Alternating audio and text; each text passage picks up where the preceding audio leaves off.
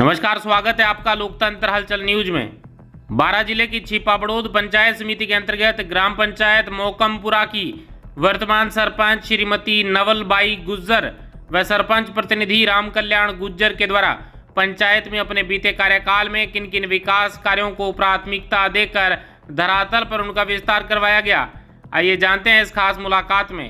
इससे पहले अगर आपने अभी तक लोकतंत्र हलचल न्यूज चैनल को सब्सक्राइब नहीं किया है तो अभी सब्सक्राइब कर बेल आइकन प्रेस करें ताकि आपको बारां जिले की तमाम बड़ी खबरों का नोटिफिकेशन मिलता रहे।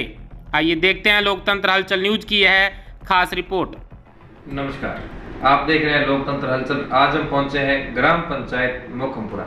आज हमारे साथ खास मुलाकात में वहाँ के वर्तमान सरपंच प्रतिनिधि राम कल्याण जी गुज्जर, जो लंबे अरसे से पंचायती राज के अंदर जुड़े हुए हैं और जनता भी बार बार इन पे विश्वास कर रही है। और अभी जो 5 साल का जो कार्यकाल है इनका कैसा निकला है और जनता की जो भावनाएं हैं उन पे क्या खरे उतर पाए हैं नहीं, जानते हैं इनसे। साहब नमस्कार। नमस्कार। गुज्जर साहब, काफी लंबे अरसे से आप राजनीति में एक्टिव हो और जनता ने भी आपको बार बार चुना है। आप 2 पंचायतों के अंदर भी वैसे 2-3 बार जो कार्यकाल निभा चुके हैं। इस जो बार का जो 5 साल का जो कार्यकाल है मोकमपुरा के अंदर कैसा निकला था? वो तो बढ़िया ही कहेंगे, उसको तो वैसे कोई नहीं है। बाकी लॉकडाउन जब लगा जी तो उस टाइम बजट लैप्स हुआ तो लोगों को कहीं कहीं उसकी कमी तो खलती है। अच्छा जी। और इसके अलावा सर, जैसे अपने आपके राजनीतिक एक्सपीरियंस की बात करें तो आप राजनीति में कब से सक्रिय हो? राजनीति में तो मैं 92 में मार्केटिंग बोर्ड का चेयरमैन बन गया था छिपाबड़ोद जी। मार्केटिंग बोर्ड छिपाबड़ोद का चेयरमैन बन गया था 92 में, कॉलेज छोड़ के। अच्छा, और उसके बाद किन किन पदों पे रहे आप? ग्राम सेवा सहकारी समिति का मोकमपुरा का जो वो अध्यक्ष हूँ, तो 92 से मैं ही चला रहा हूँ शुरू से ही। और 2005 से सरपंच हूँ। तो अभी मेरी मिसेज है, 3 बार मैं रह चुका, 4थी बार मिसेज है। अच्छा। इसके अलावा सर, अपने विकास कार्य की बात करें सरपंच साहब, नरेगा योजना से कितना कार्य हुआ है अपने 5 साल के अंदर? नरेगा योजना से तो बहुत कार्य हुए हैं, बहुत ही ज्यादा हुए हैं। शायद वो पहले थी भी नहीं इतनी, बाकी पहली बार पक्के काम और कच्चे काम इतने ज्यादा हुए हैं जो शायद पहले कभी नहीं हुए। अच्छा। बाकी इनका जो भुगतान बहुत लंबे टाइम से रुका हुआ है, भुगतान नहीं हो रहा है इसका। जी, ये आपकी सरकार से मांग है? सरकार से तो मांग कर चुके हैं, हम पहले भी मिल चुके हैं, वो पंचायत राज मंत्री से, सीएम साहब से, सबसे मिल चुके हैं जी। और कर रहे हैं कोशिश, पर आने की कर रहे हैं तो आया नहीं पर जी।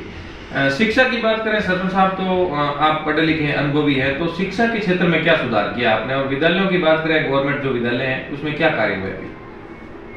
बहुत अच्छा कार्य हुआ है। विद्यालय में पढ़ाई का जो स्तर है बहुत ऊंचा उठ चुका है। तो बहुत बच्चे हैं जो ऐसा नहीं है, बच्चों को तो फिर भी गाँव में से परिवेश, गाँव के जो परिवेश है उसमें से उठा के बच्चों को तो सिटी में डालते हैं, कहीं जयपुर, कोटा, दिल्ली या सीकर, झुंझुनू आप कहीं भी डाल देते हैं। बाकी बेटियां हैं, बेटियों को ये पढ़ा रहे हैं। बेटियां उन बच्चों से तेज चलती है पढ़ाई में। मेरे मोकमपुरा में हाई स्कूल है, उसमें 90% बच्चे फर्स्ट डिवीजन होते हैं।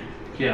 हाँ, 90 सब पास होते हैं। कोई ये रिजल्ट नहीं है, 100% रिजल्ट रहता है, मतलब उसका बहुत अच्छा है। पढ़ाई सब अच्छा करते हैं। स्कूलों की जरूर बिल्डिंग की थोड़ी हालत नाजुक है सब जगह जी, करीब सब जगह। वहाँ भी जो स्कूल वो जगह तो अलॉट हो चुकी है, बाकी अभी स्कूल का जो बजट था वो मिला नहीं है। हम PM श्री में हमने किया भी अप्लाई, उसके प्रपोजल भी भेजे, आया नहीं पैसा उसका। बाकी आपके प्रयास यही रहे कि विद्यालयों में ज्यादा काम हो? बिल्कुल, ज्यादा वो विद्यालयों में काम होगा जब तो उस मंदिर से, वो पढ़ाई का जो मंदिर है, शिक्षा का जो मंदिर है, उससे पढ़ के लिख के जो पीढ़ी निकलेगी, चाहे गरीब तबका हो या वो मिडिल हो या अपर हो, पर वो सारा जब पढ़ लिख के निकलेगा तो अपने आप सोचने लग जाएगा। अपने आप जो आजकल की योजनाएं क्रियान्वित है उनके ऊपर ध्यान देंगे। जो भी शासन प्रशासन सब पर उनका दबाव और सभी तरह से उनका अच्छा योगदान भी रहेगा। सब तरह से पढ़े लिखा आदमी होगा तो सब तरह से सोचता है और गरीबी से निकलने के रास्ते भी खुले। बिल्कुल होता ही है। सरकारी नौकरी में जाए या प्राइवेट में किसी भी सेक्टर में जाए तो वो कहीं नौकरी आएगा, 2 पैसा आएगा तो अपने आप ऊंचा उठेगा उसका जीवन स्तर। सरपंच साहब, पेयजल की बात करें तो पंचायत के अंदर भी पेयजल की क्या व्यवस्था है? पेयजल की तो व्यवस्था हम कर रहे हैं। बहुत हैंडपम्प, वो क्राइसिस एरिया है मोकमपुरा साइड, ये पूरा ज्यादातर इसमें क्राइसिस ही है क्योंकि जंगली क्षेत्र है जी। तो यहाँ जो सरकार जो 300 फीट बोर करवाती है उससे तो पानी होता नहीं है। हैंडपम्प तो चलने का बस का काम है ही नहीं जी। हमने पंचायत से 10-12 बोर लगवाए थे 2 साल पहले, पंचायत से भी देने लगा दिए 6 बोर। फिर ऐसा करके हम कर रहे हैं। हमारे स्तर पर PHD की तरफ से परमाणु परियोजना से पानी आएगा यहाँ। अच्छा। तो पानी आएगा तो उससे तो फिर होना ही होना है। वो 940 गाँव का है पूरे 12 जिला का। अच्छा। उसमें पेयजल जो स्कीम है उसके तहत जी। बाकी जो उससे हो जाएगा तो फिर ये ऑटोमेटिक समस्या का समाधान जब ये परमानेंट समाधान जब है जी। नहीं तो भूजल तो नीचे गिरता जा रहा है, डाउन होता जा रहा है, तो उससे ये नहीं है। जल जीवन मिशन के द्वारा कार्य हुए नहीं, JJMY के तहत नहीं हुए अपने आप, अच्छा। अपने नहीं हुए। इसके अलावा सरपंच साहब अपने स्वच्छ भारत मिशन की बात करें तो पंचायत के अंदर स्वच्छता को लेकर अभी लोग कितने एग्री हैं और आपने स्वच्छ भारत मिशन में कितने कार्य हुए हैं? बहुत हमने शौचालय बनाए, बहुत सारे बनाए। सब गांव में करीब करीब 0 टॉलरेंस पे, मतलब ये नहीं है ODF हो चुका है करीब करीब। वो कुछ एक है अभी जो सुधरे नहीं है या उनका कोई मानो आदत में है, ऐसा है। नहीं तो घर घर शौचालय बनाए, घर घर जो स्वच्छता पीठ है वो बनाए, उनका कचरा पात्र के जो बनाए सारे बनाए उनके तहत बहुत होने लगी। अब साफ सफाई सारी चीज होती है जी। और उससे तो अग्रेसिव हो ही रहा आदमी। कहीं न कहीं जाके धीरे धीरे जो पढ़ लिख जाएगी सारी पीढ़ियां। पीछे बाद वाले भी देखने लगे जो गांव में ब्लॉक लगे हैं, सफाई है तो उसके ऊपर कचरा वो भी नहीं करना चाहते, तो अपने घर के सामने की सफाई वो करते नहीं। तो स्वीपर भी लगा रखे हमने, वो उनके तहत कचरा उठा के कचरा कहीं दूसरी जगह वो डलवाते हैं। धीरे धीरे लोगों की आदत में परिवर्तन होता दिख रहा है। बिल्कुल होता दिख रहा है, निश्चित है। वो तो धीरे धीरे एक बार देखेगा तो आदमी जो पक्के मकान में रहने लग जाएगा तो अपने आप बिल्कुल सही है सर। सरपंच साहब, PM आवास योजना की बात करें तो 5 साल के अंदर अपने इस पीरियड के अंदर ऐसे कितने परिवार है जिनको आपने लाभ दिलवाया है? PM आवास में इस बार कमाए 2-3 साल से आ नहीं रहे थे, तो हमारा 151 का टारगेट था वो पूरा नहीं हुआ। 200 हमारे एक और स्कीम आई है उसमें 195 और आ गए हैं जी। तो उससे बहुत राहत हो जाएगी सबके। करीब करीब आप देख रहे हैं पूरा ये पहाड़ी पे बसे हुए गांव है, तो इन पे क्या हवा तेज आती है ना तो छप्पर उड़ जाते हैं, इनके टीन टप्पर उड़ते हैं, बहुत उड़े हैं, बहुत उड़ते हैं, 1-1 किलोमीटर तक पता नहीं चलता है। प्राकृतिक आपदाएं जी। तो उनके तहत अगर इनको पक्की छत मिल जाएगी तो निश्चित रूप से उसका समाधान होगा। जी जी। अभी जैसे वर्तमान में भी जो सर्वे चल रहा है इसमें कितने जुड़वा है लोगों का? उसमें काफी जुड़ा है, 700-800 परिवार जुड़ा है हमने, क्योंकि यहाँ भील बंजारे गरीब तबका है जो झोंपड़ी वाले हैं वही है यहाँ। वो प्योरिटी वही है, कम ज्यादा से ज्यादा है, मतलब कच्चे मकान उन्हीं के लोगों के यहाँ कोई आवश्यकता है जी। इसके अलावा सरपंच साहब ऐसा कोई कार्य है, जटिल कार्य जो आपने आश्वासन के रूप में और वादे के रूप में जो जनता के सामने चुनाव के टाइम जो आपने रखा हुआ और इस कार्यकाल के अंदर पूरा किया ऐसा काम? देखो ऐसा कोई मैंने कंडीशन में नहीं किया है, कभी भी नहीं मैंने कंडीशन नहीं करी। चौथा कार्यकाल है, मैंने कभी नहीं करी कंडीशन ऐसी कि भाई ये करवा दूंगा ये करवा दूंगा, वादे कभी नहीं किए जी। धरातल पे उतरता हूँ, प्रैक्टिकल रूप से उतरता हूँ, कोई वादे कभी नहीं किए। झूठे वादे नहीं करना, जो आता है कि भाई आदमी की समस्या है तो अपनों को भी दिख रही है, उनको थोड़ी दिखती है, अपनों को भी दिखती है, तो उसको तो अपन को सोल्व, अपना धर्म बढ़ता है कि अपन उसको सोल्व करवाएं। अच्छा।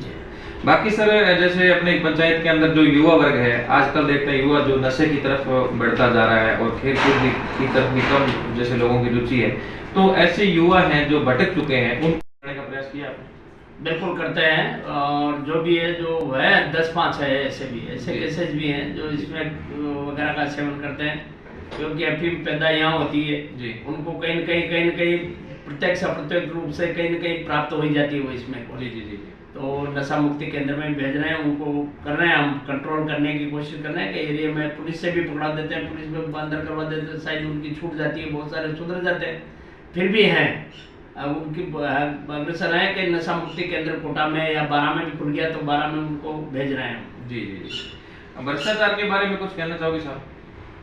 भ्रष्टाचार के बारे में तो क्या कहना चाहूँगा साहब, भ्रष्टाचार तो आप देख रहे हैं, वो तो रोज पकड़ में तो आते हैं, वो तो जो करते हैं जो तो पकड़ में आते ही है। वो तो जहाँ अभी एक एक्शन आए हैं 12 के PWD के, तो कहीं होगा जब भी तो पकड़ में आए। आए दिन ट्रैप होते आ रहे हैं और भ्रष्टाचार पे अंकुश लगाने की सरकार की पूरी कोशिश पूरी कोशिश है, मोदी जी की पूरी कोशिश है, बहुत हुआ है जी।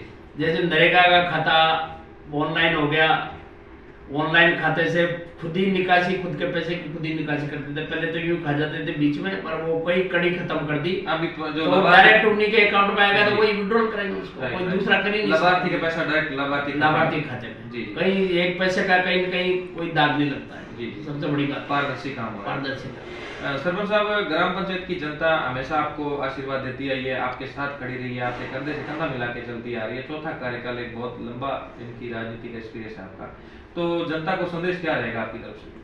जनता का संदेश यही है कि जो भी उनकी परेशानी आती है, उनका परिवार का आदमी हूँ, ये नहीं है कि भाई मैं कोई दूसरा हूँ नहीं, मैं उनमें जैसे ही लग जाता हूँ, मेरा पक्का मकान है जी। तो ऐसा नहीं है कि मैं पक्के में रहूँ, मैं उनके साथ खाट बिछा के कहीं भी बैठ जाता हूँ, कहीं भी सो जाता हूँ, कहीं भी खा लेता हूँ मेरे क्या जी। मैं नशा कोई सुपारी खाता नहीं हूँ, कोई तरह का नशा, चाय भी नहीं पीता हूँ, मैं तो चाय भी नहीं पीता हूँ। जनता की हर परिस्थिति के साथ हर परिस्थिति का उनके सुख दुख में भागीदार है, जब भी तो वो इतना आशीर्वाद देती है जी। जनता, नहीं तो इतना आशीर्वाद कहाँ से देने पड़ेगा। बहुत बहुत धन्यवाद सर, देखते हैं।